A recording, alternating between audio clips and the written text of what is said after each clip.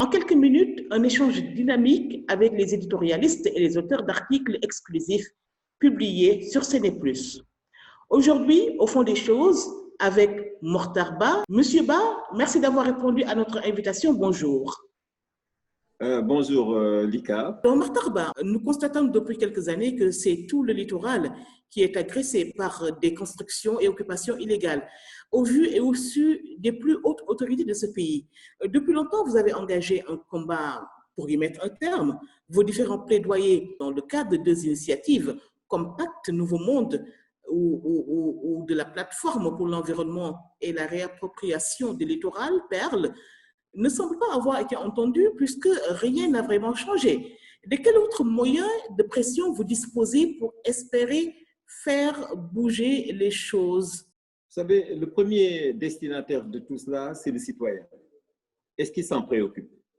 Je vais convoquer un proverbe japonais qui dit « La beauté du Fuji est sans beauté pour l'homme affamé ». Celui qui a d'autres préoccupations, eh bien celui-là, vous venez lui parler de cadre de vie, de qualité de vie, c'est un problème. Maintenant, quelle est la part de l'État? Vous savez, dans cette histoire-là, il y a une responsabilité d'abord collective.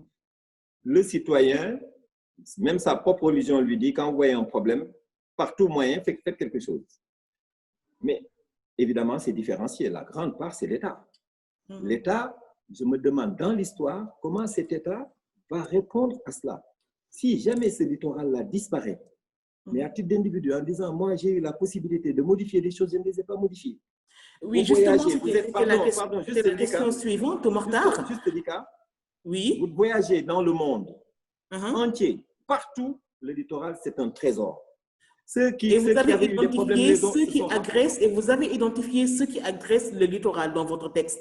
Des bénéficiaires privilégiés, dites-vous, qui détiennent pourtant des titres fonciers en bonne et due forme. Donc, la source du problème, c'est ailleurs, notamment ceux qui délivrent le sésame. Mais en quelques mots, la loi de 76, ça date de Senghor, il y a une histoire. Le littoral, le DPM, ce qu'on appelle le DPM, est inaliénable. Ça ne se cède pas, ça ne se vend pas. C'est imprescriptible. Aujourd'hui, vous pouvez liquider, tuer quelqu'un, puis on vous dit, d'ici, si vous arrivez à vous en sortir d'ici, je ne sais pas moi, 30 ans, après voilà, c'est prescrit. Il n'y a pas de prescription. C'est-à-dire que d'ici 100 ans, 200 ans, on reviendra dessus. Troisièmement, c'est non édificandi. On n'y construit pas, sauf précaire et révocable. Il faut qu'on puisse l'enlever facilement. Alors, tout ceci, bien sûr, l'exposé des motifs repose sur le citoyen, parce que c'est son utilité publique qui est le cadre global. Mortar, vous évoquez la responsabilité du citoyen. Alors, n'est-il pas temps de mettre le respect strict de l'environnement au cœur des politiques publiques, sensibiliser, inculquer dès le bas âge dans les écoles, les foyers, les universités, cette notion de respect de l'environnement quand on voit aujourd'hui les effets du réchauffement climatique, par exemple, sur la sécurité ou encore la santé, entre autres? Aujourd'hui, de toute façon, le monde est en train d'évoluer. Attali, qu'est-ce qu'il vous dit si on le convoque? Il vous dit, c'est l'époque aujourd'hui de l'économie de la vie, créatrice de bien-être. Tout est dedans.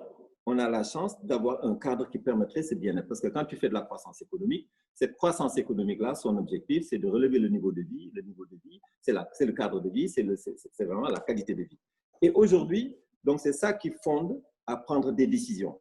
Alors, les décisions, jusqu'à présent, je vous disais, on était dans les diagnostics, on crie. Là, on est dans une dynamique pacte, une dynamique de consensus. On peut ne pas s'entendre sur le pétrole, mais l'air que nous respirons, mais cher Lika, on peut s'entendre dessus.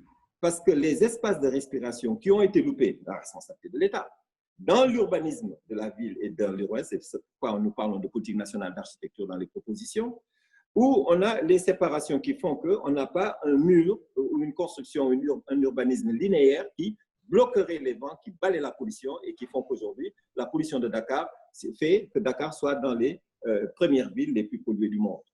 Donc là, il y a des actions qui sont en train de mener, puisque notre discours a évolué de la défense à la réappropriation, à l'économie, de ce qu'on peut en retirer, la destruction créatrice, créatrice de valeur, si on doit détruire, la taxe de privilège littoral, selon le principe du pollueur-payeur, celui qui m'empêche de voir la mer ou qui empêche les vents marins de me rafraîchir, que cette personne-là puisse payer et que cet argent-là puisse servir à des aménagements, que les espaces remarquables comme les mamelles et ailleurs, ces espaces-là, qu'on fasse des textes très précis de protection, d'aménagement et d'esthétique et d'architecture tout simplement avec un grand art.